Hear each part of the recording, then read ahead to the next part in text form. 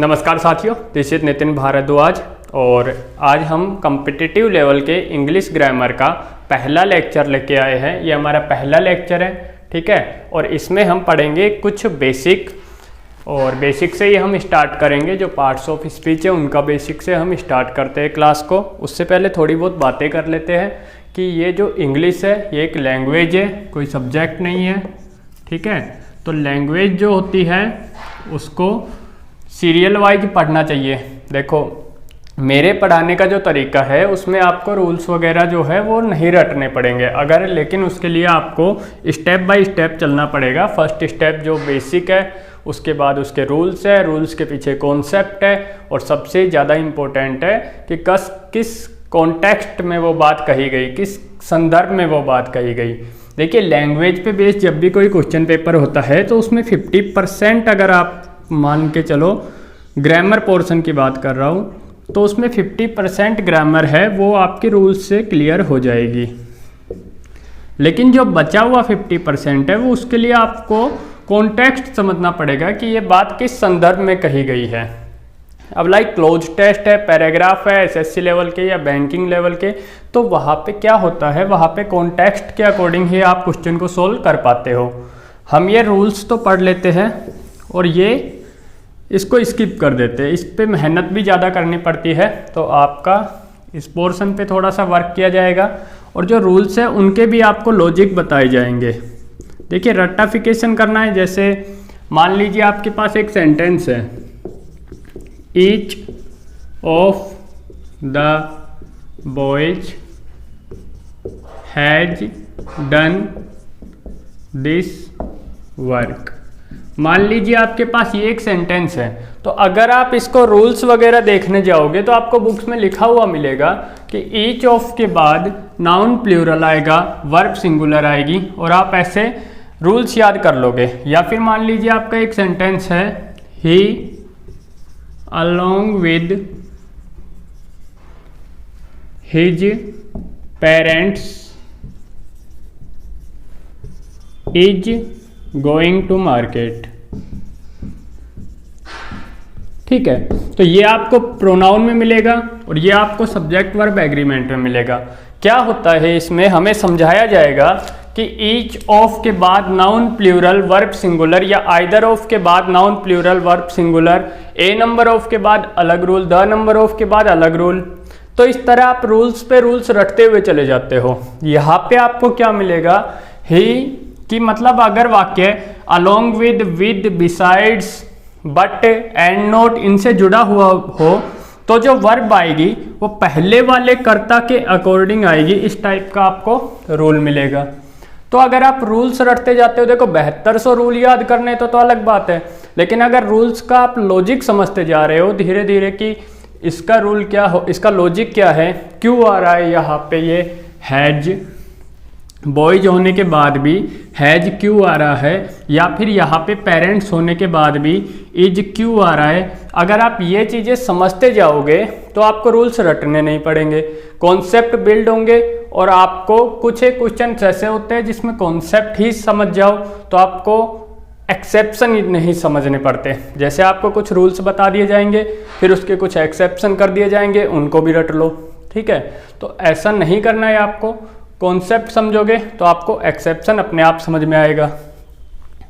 देखिए इन दोनों जो सेंटेंस है इन पे मैं एक बार बात कर लेता हूँ, उसके बाद टॉपिक को चलाता हूँ, हमारा बेसिक पार्ट को।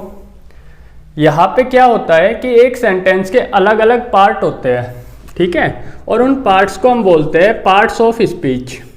पार्ट्स ऑफ स्पीच ये आपके 8 होते हैं, जैसे noun, pronoun, verb, adverb, adjective, preposition, conjunction और इंटरजेक्शन। ये इंटरजेक्शन को छोड़ दो तो बाकी 7 आपके टॉपिक्स होते हैं। तो समझिए इस सेंटेंस का अगर हम पार्ट्स ऑफ स्पीच में इसको तोड़े तो इसके ये जो ऑफ है ये प्रीपोजिशन है। जब ये प्रीपोजिशन है तो ये हर एक प्रीपोजिशन अपने आप में एक वर्ब लेता है, ठीक है। तो प्रीपोजिशन एक ऑब्जेक्ट लेता है, तो प्रीपोजिशन ने अपना ऑब्जेक्ट लिया बॉयज, ऑफ प्रीपोजिशन है, सिलेक्शन का काम कर रही है। बहुत ज़्यादा बॉयज में से ईच बॉयज को, मतलब प्रत्येक बॉयज को सेलेक्ट किया जा रहा है। तो ये जो बॉयज है ये ऑफ प्रीपोजिशन का ऑब्जेक्ट हो गया। तो जो वर्ब आती है वो सब्जेक्ट के अकॉर्डिंग आती है, ना कि ऑब्जेक्ट के अकॉर्डिंग आती है। तो इस बॉयज के अकॉर्डिंग नहीं आएगी। ये हैज, ये जो वर्ब है ये देखेगी अपना सब्जेक्ट कहाँ मिलेगा, इसको ईच मिलेगा।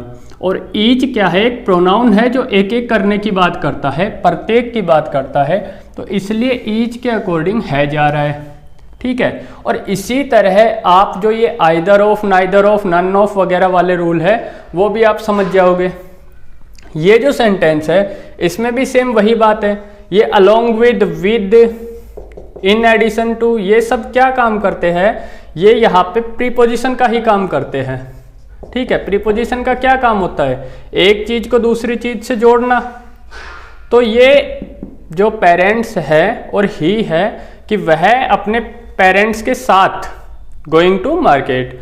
तो अलोंग विद प्रीपोजिशन का एक ऑब्जेक्ट हो गया हिज पेरेंट्स, और जो ये ही है ये होगा मेन सब्जेक्ट, क्योंकि जो वर्ब होगी वो सब्जेक्ट के अकॉर्डिंग आएगी, ना कि प्रीपोजिशन ऑब्जेक्ट के अकॉर्डिंग। तो यहाँ पे ही के पास आएगा इज, ठीक है। तो इस टाइप से आपका सेंटेंस होगा। और जैसे क्योंकि यही चीज आपको ऐसे भी करके दे सकते हैं, along with his parents he is going to market. तो आपका पहले वाला सब्जेक्ट तो हिज पेरेंट्स हो गया अगर आप रूल्स वगैरह देखो, लेकिन अगर आप लॉजिक समझोगे तो मेन सब्जेक्ट यहाँ पे ही है और ही के अकॉर्डिंग इज आ रहा है, ठीक है। तो इस तरह से आपको हर एक क्वेश्चन का आपको लॉजिक समझना है, हर एक रूल का लॉजिक समझना है। कुछ एक रूल्स होते हैं, क्योंकि ग्रामर है तो लगभग 100 में से अगर मैं 5 रूल की बात करूँ तो ऐसे रूल होंगे जो आपको रटने ही पड़ेंगे, लेकिन बाकी 95% चीज़ों के हम लॉजिक ही देंगे। तो स्टार्ट करते हैं अब चीज़ों को, और यहाँ से हम शुरू करेंगे पार्ट्स ऑफ स्पीच से, क्योंकि एक बच्चे का जो बेसिक पार्ट्स है वो पार्ट्स ऑफ स्पीच से ही वीक या स्ट्रॉन्ग होगा, ठीक है। तो हमें बेसिक पे वर्क करना है, उसके लिए हमें पार्ट्स ऑफ स्पीच पे थोड़ा सा ध्यान देना पड़ेगा।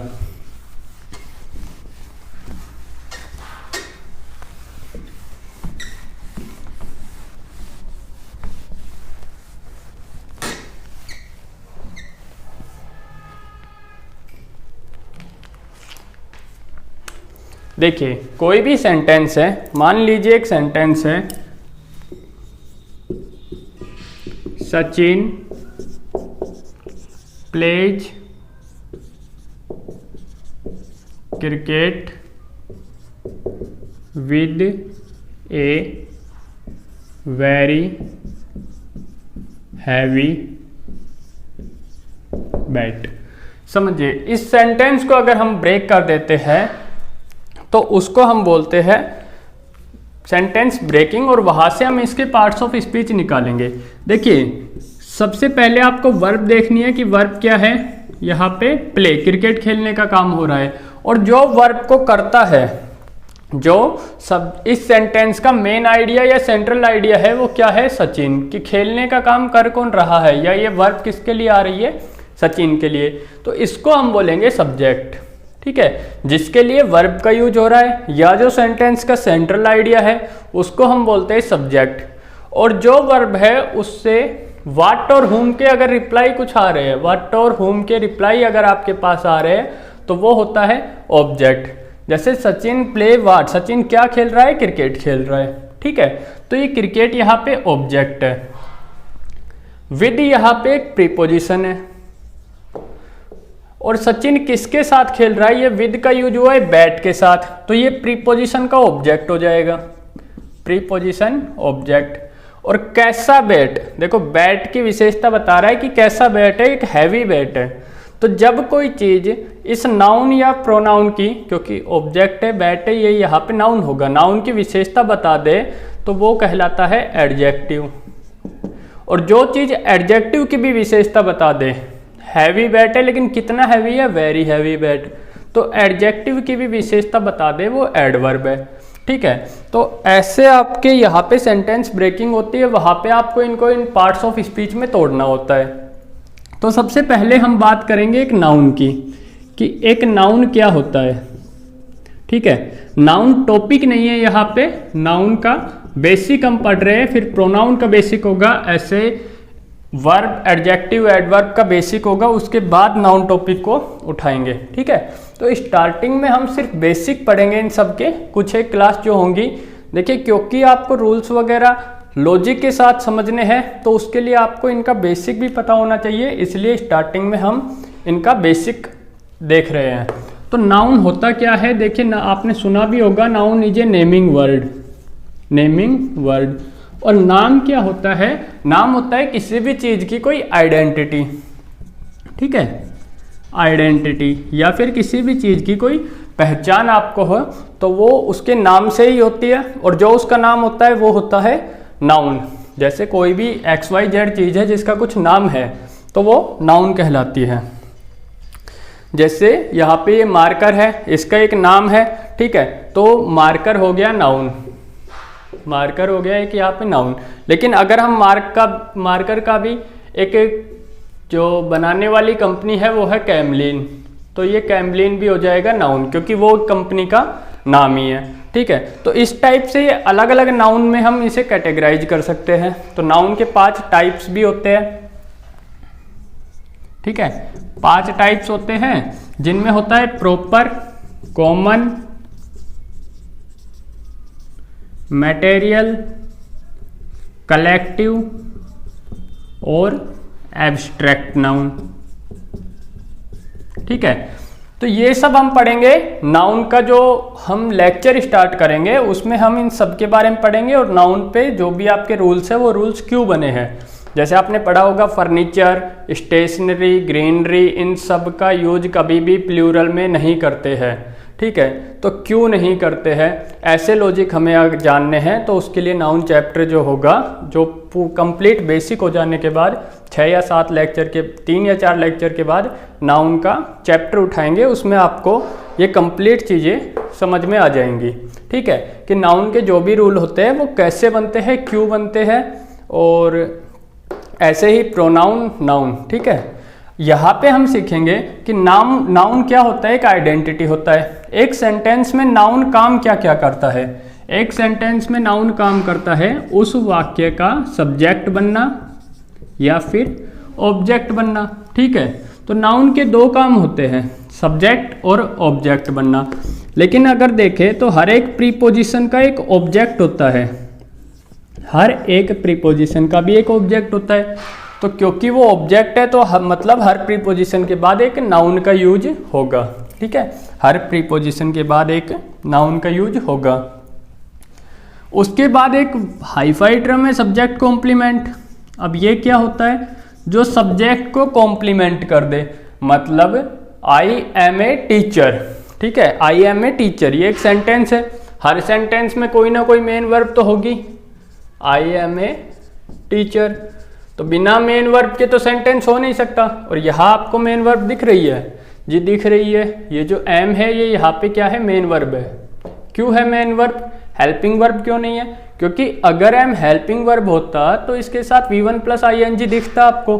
ठीक है, तो ये एम क्या है, ये बी की फर्स्ट फॉर्म है, तो वो है ये आई एम ए टीचर।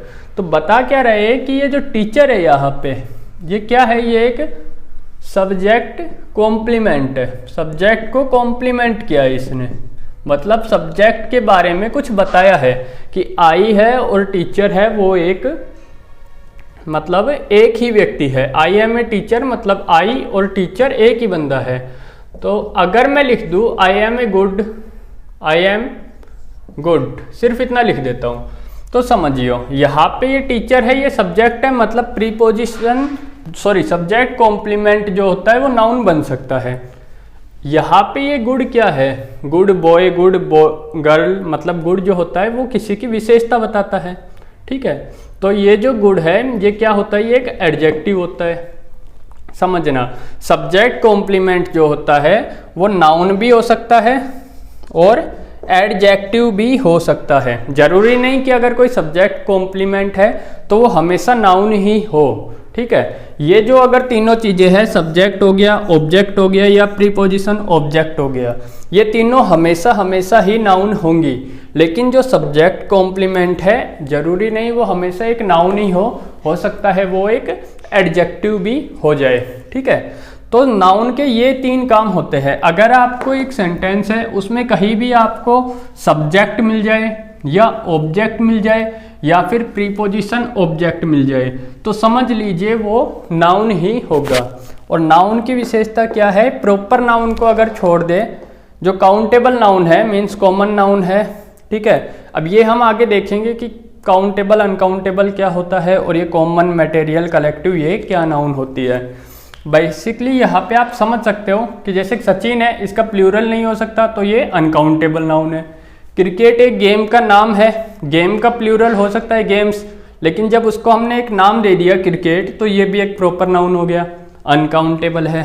बैट का प्लूरल हो सकता है बैट, बैट्स। ठीक है, तो वो जो हो सकता है तो ये मतलब काउंटेबल नाउन है। तो जिसका हम प्लूरल कर सकते हैं वो काउंटेबल नाउन होती है। ठीक है भाई, तो नाउन एक नेमिंग वर्ड होता है। नेमिंग वर्ड मतलब जिसकी कोई आइडेंटिटी हो। नाउन के सेंटेंस में ये काम होते हैं, सब्जेक्ट बनना, ऑब्जेक्ट बनना, प्रीपोजिशन ऑब्जेक्ट बनना या फिर सब्जेक्ट या ऑब्जेक्ट का कॉम्प्लीमेंट बनना। अगर वाक्य में सब्जेक्ट ऑब्जेक्ट और प्रीपोजिशन ऑब्जेक्ट है तो जरूरी है कि वो हमेशा नाउन ही होंगे, लेकिन जब सब्जेक्ट कॉम्प्लीमेंट हो तो जरूरी नहीं कि वो हमेशा ही नाउन हो सकता है कोई एडजेक्टिव भी सब्जेक्ट कॉम्प्लीमेंट का काम कर दे। ठीक है, तो ये नाउन के जो होते हैं, नाउन का बेसिक है कि नाउन का सेंटेंस में क्या क्या काम होता है। अब इसी की तरह आपको एक और चीज देख लीजिए यहाँ पे, प्रोनाउन। देखिए प्रोनाउन की जो आपने डेफिनेशन थोड़ी बहुत पढ़ी है वही इसकी डेफिनेशन है कि जो चीज नाउन की जगह पे काम आ जाए, जो नाउन को रिप्लेस कर दे, वो कहलाता है आपका प्रोनाउन। ठीक है, तो प्रोनाउन के बारे में हम देखते हैं यहाँ पे। प्रोनाउन जो नाउन को रिप्लेस कर दे, मतलब नाउन की जगह काम आ जाए। और जब कोई चीज नाउन की जगह काम आ रही है तो मतलब उसका जो सेंटेंस में काम होगा वो वही होगा जो नाउन का काम होगा, मतलब सब्जेक्ट बनना, ऑब्जेक्ट बनना या प्रीपोजिशन का ऑब्जेक्ट बनना। ठीक है, जैसे Sachin bought a pen for me. तो यहाँ पे सब्जेक्ट हो गया सचिन, सब्जेक्ट हो गया मतलब नाउन है सचिन। बोट यहाँ पे वर्ब है, सचिन बोट वाट, तो सचिन बोट ए पेन, तो ऑब्जेक्ट हो गया। और ऑब्जेक्ट है तो मतलब ये भी एक नाउन ही है। फॉर प्रीपोजिशन है और प्रीपोजिशन का एक ऑब्जेक्ट होगा, किसके लिए लेके आया, मी के लिए लेके आया। तो ये जो मी है ये यहाँ पे है तो प्रोनाउन, लेकिन ये काम कहाँ पे करेगा, प्रीपोजिशन ऑब्जेक्ट का। तो नाउन प्रोनाउन का सेंटेंस में वही यूज होता है जो नाउन का होता है। ठीक है, अब प्रोनाउन के भी 8 टाइप्स होते हैं अलग अलग, और हर एक टाइप पे एक एक एरर बनता है, मतलब एक एक रूल बनता है और उस रूल को ही हम रटते हैं। तो रटना नहीं है, मतलब उसको समझेंगे तो फिर वो भी सारे रूल्स आपको समझ में आ जाएंगे, मतलब टाइप समझ में आ जाएंगी, रूल रटने नहीं पड़ेंगे। ठीक है, तो भाई इस तरह से अपना इस वीडियो में नाउन और प्रोनाउन पढ़ा है। अगले वीडियो में वर्ब, एडजेक्टिव, एडवर्ब पढ़ेंगे। तो सारी जो वीडियोज है आपको थंबनेल पे लिखा हुआ मिल जाएगा, लेक्चर फर्स्ट सेकंड ऐसे करके। तो हर एक वीडियोज को आपको सिक्वेंसली देखनी है, छोटी छोटी वीडियोज होंगी ये जो बेसिक की है, या आगे भी छोटी ही वीडियो रखेंगे, तो उनको सिक्वेंसली देखना है। ठीक है, ताकि आपको सारी चीज़ें याद होती चली जाए, रूल्स वगैरह आपको रटने नहीं पड़ेंगे। अगर आपने ये बेसिक देख लिया और फिर आप चैप्टर देख रहे हो, उसके बाद आप एरर प्रैक्टिस करोगे तो आपका एरर जो है वो खुद चीख चीख के बोलेगा कि भाई ये गलती है मुझ में और मैं ऐसे सही होऊंगा। जैसे मान लीजिए आपका यहाँ पे एक सेंटेंस और लिख देते हैं, रमेश इंट्रोड्यूस्ड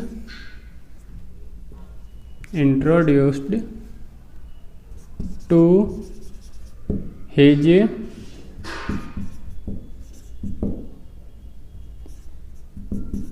प्रिंसिपल। ठीक है, और रमेश इंट्रोड्यूस्ड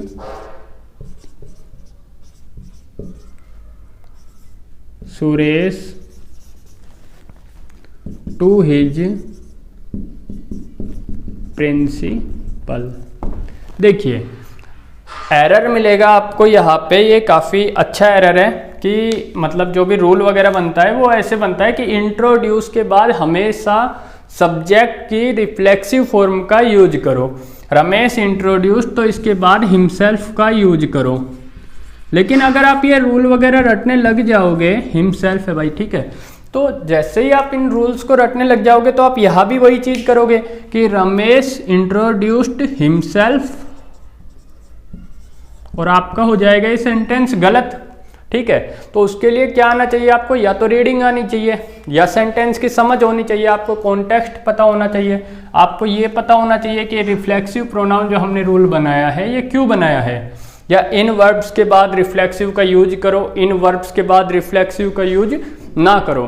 तो ये जो रूल होते हैं ये कैसे बनते हैं, क्यों बनते हैं, ये समझो, ठीक है। तो समझना नहीं, हल्का फुल्का सा है ये क्वेश्चन। आप देख लीजिए कि इंट्रोड्यूस जो है ये एक वर्ब है। इंट्रोड्यूस मतलब परिचय करवाना। तो जब हम परिचय करवाते हैं तो किसी ना किसी का तो करवाएंगे। हे रमेश इंट्रोड्यूस्ड, यहाँ पे छोड़ दीजिए, तो इसको कोई ना कोई ऑब्जेक्ट तो चाहिए ही होगा कि रमेश ने इंट्रोड्यूस करवाया, लेकिन किसको करवाया, ठीक है। तो जब हम देखेंगे कि इस वाक्य में तो कोई ऑब्जेक्ट है ही नहीं कि प्रिंसिपल से इंट्रोड्यूस हम किसे करवा रहे हैं, वो हमारे पास कुछ भी नहीं है, तो हम जबरदस्ती, अब और कुछ तो है नहीं तो अपनी तरफ से तो सुरेश को लाएंगे नहीं, तो रमेश को ही हम बोलेंगे कि भाई तू अपने आप को ही इंट्रोड्यूस करवा, तो रमेश इंट्रोड्यूस हिमसेल्फ। लेकिन जब हम इस सेंटेंस पे जाएंगे कि रमेश ने इंट्रोड्यूस करवाया है सुरेश को टू हिज प्रिंसिपल, तो जब हमारे पास इंट्रोड्यूस एक ट्रांजिटिव वर्ब बोलते हैं इसको, मतलब जिसको ऑब्जेक्ट चाहिए ही चाहिए, तो रमेश ने इंट्रोड्यूस करवाया सुरेश को, ठीक है। तो Ramesh introduce Suresh to his principal, ठीक है। तो इंट्रोड्यूस वर्ब को एक ऑब्जेक्ट चाहिए था जो उसे मिल गया, तो हम जबरदस्ती ये जो हिमसेल्फ लगा रहे हैं ये क्यों लगाएंगे, ठीक है। कोई मतलब ही नहीं बनता, जब इसको ऑब्जेक्ट चाहिए तो है, तो हम अपनी तरफ से क्यों अपने रूल्स वगैरह को डालें इसमें। तो रूल्स वगैरह जो होते हैं वो एक लॉजिक से बनते हैं, और आपको समझना है वो लॉजिक जैसे ही आप समझोगे तो आप एक्सेप्शन जो चीज़ होती है वो भी आप समझ जाओगे, ठीक है भाई। तो अभी के लिए इतना ही रखता हूँ, उसके बाद छोटे छोटे इनके वीडियोज़ कंटिन्यू करने हैं हमको, और CGL, CDS और CHSL के लिए ये वीडियो काफ़ी अच्छे रहेंगे, ठीक है। तो इस सीरीज को हम आगे बढ़ाएंगे। Okay, thank you, thanks for watching.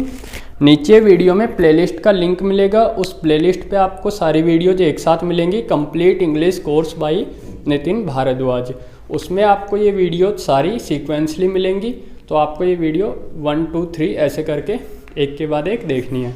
Okay, thank you, thanks for watching.